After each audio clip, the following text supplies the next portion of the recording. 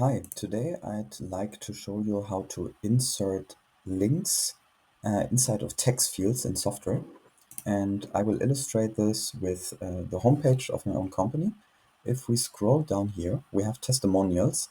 And for example, this is a quote from one of our nurses, Ivana. And if you can see here, we can click on an external link. We will be forwarded to a new site with a video where she shares her story. And we would like to implement the same thing for a second testimonial, Christina. However, there is no default feature within Software to do that, but there's a workaround which I'd like to show to you now. So inside the Software Builder, we go into our blog and we open the testimonial from Christina. I will make this a little bit bigger for you.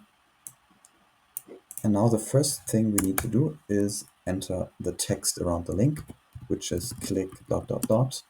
to learn more about her journey.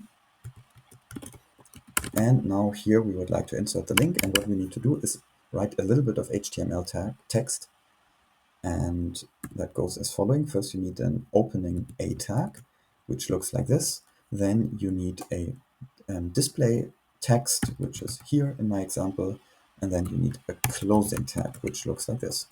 Now, the last thing you need to do is add an attribute to the opening tag, and the attribute is called href, and it contains your target link. Let me quickly copy and paste that here, and you're already good to go. So let's publish that. Go to our website and reload. Let's check. Okay, all of that looks good. Let's click. It opens the video. However, the only thing that we'd still like to do is to have the video opened in a new tab. And there is also an option within HTML to do that. We need to add a second attribute to the opening tab. The attribute is called target, and the input is called _blank. We publish again.